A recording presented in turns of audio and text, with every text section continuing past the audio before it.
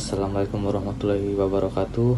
Kami dari kelompok 13 akan menjelaskan tentang pengertian Rapat Umum Pemegang Saham atau RUPS.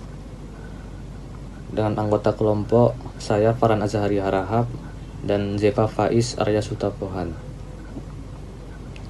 Rapat Umum Pemegang Saham adalah institusi penting dalam struktur perusahaan berbadan hukum perseroan terbatas yang berakar dari prinsip-prinsip hukum perusahaan modern. Asal-usul lahirnya RUPS tidak terlepas dari perkembangan sejarah perusahaan, khususnya perseroan terbatas di negara-negara yang menganut sistem hukum civil law maupun common law. RUPS merupakan forum tertinggi dalam struktur perusahaan yang memiliki wewenang penting dalam menentukan arah dan kebijakan perusahaan. Melalui RUPS, para pemegang saham dapat menyuarakan aspirasinya dalam hal pengangkatan pimpinan perusahaan, pengesahan laporan keuangan, pembagian dividen, serta perubahan fundamental perusahaan. Dengan peran dan tanggung jawab tersebut, RUPS menjadi pilar penting dalam tata kelola perusahaan yang baik atau good corporate governance. Adapun dasar hukum RUPS, pertama, RUPS diatur dalam Undang-Undang Nomor 40 Tahun 2007 tentang Perseroan Terbatas atau UU-PT yang menyatakan bahwa RUPS adalah organ perseroan yang memegang kekuasaan tertinggi dalam perusahaan. Kedua, Peraturan Otoritas Jasa Keuangan atau POJK. Yang ketiga, Anggaran Dasar Perseroan. Yang keempat, Kitab Undang-Undang Hukum Dagang atau KUHD.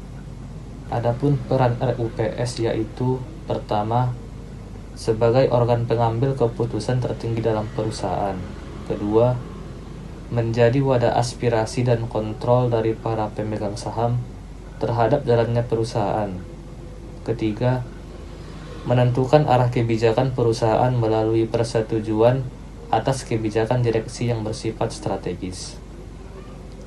Adapun tugas RUPS yaitu 1. Mengangkat dan memberhentikan anggota direksi dan komisaris. Kedua, menyetujui laporan tahunan perusahaan. Ketiga, menentukan pembagian dividen. Studi kasus pertama, Putusan nomor 2724 KPDT 2012. Kasus ini berawal dari konflik internal dalam PT HS Apparel, sebelumnya bernama PT JS Lee Garment Indonesia, sebuah perusahaan PMA yang berkedudukan di Purwakarta. Perselisihan terjadi antara pemegang saham lama Cho Byung Hwan, yaitu pemohon RUPS, dan H. Jae-min, direksi PT HS Apparel, terkait pelaksanaan RUPS dan status kepemilikan saham. Cho Byung Hwan mengklaim masih memiliki 250.000 lembar saham atau 25%, dan menyatakan bahwa direksi tidak melaksanakan kewajibannya. Adapun isi permohonannya, Cho Byung Hwan meminta pengadilan agar menetapkan bahwa dia memiliki kepentingan wajar untuk RUPS. Adapun hasil dan putusan akhir yaitu menyatakan bahwa Cho Byung Hwan sah sebagai pemegang saham 25% dan berhak menyelenggarakan RUPS sesuai pasal 80 ayat 2 Undang-Undang Nomor 40 Tahun 2007 tentang perseroan terbatas. Studi kasus 2, Putusan nomor 2424 KPDT 2020. Kasus ini bermula dari sengketa internal di tubuh perusahaan PT Indosat, di mana Nyonya Sim Sin Lian sebagai direktur mengajukan permohonan ke Pengadilan Negeri Karanganyar untuk mengadakan RUPS dengan agenda laporan keuangan dan pengangkatan direksi dan komisaris baru, serta menetapkan ketentuan quorum dan tata cara pelaksanaan RUPS. Permohonan ini ditentang oleh Tuan Lee Chan Nam yang merupakan pihak lain dalam kepemilikan saham dan tengah terlibat sengketa perdata dengan Nyonya Sim Sin Lian terkait kepemilikan dan pengelolaan PT Indosat. Adapun hasil dan putusannya, Pengadilan Negeri Karanganyar menerima eksepsi termohon dan menyatakan permohonan tidak dapat diterima. Mahkamah Agung Republik Indonesia tingkat kasasi menolak permohonan kasasi dari Nyonya Sim Sin Lian dan menghukum untuk membayar biaya perkara sebesar Rp500.000. Studi kasus 3. Putusan nomor 2917 KPDT 2016. Kasus ini bermula dari sengketa internal antara para pemegang saham dan direksi PT Emrindo, sebuah perusahaan yang memiliki aset berupa tanah dan bangunan yang dijadikan jaminan kredit kepada PT Bank Permata Tbk. Karena kondisi keuangan yang memburuk dan tidak mampu melunasi utang, bank memberikan surat peringatan dan mengancam akan mengeksekusi jaminan tersebut.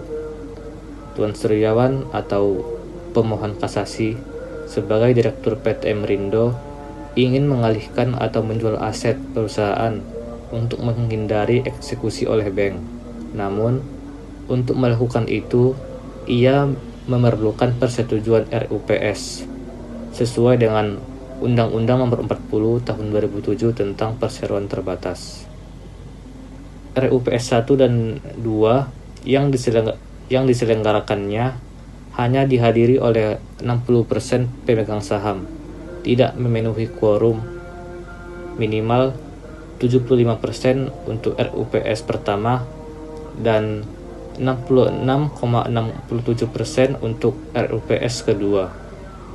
Karena itu, Suryawan mengajukan permohonan ke Pengadilan Negeri Batam untuk mendapatkan izin pelaksanaan RUPS ketiga dengan quorum 3/5. Adapun hasil dan putusan, permohonan Tuan Suryawan untuk melaksanakan RUPS luar biasa ketiga ditolak karena pelaksanaan RUPS sebelumnya tidak sah secara hukum.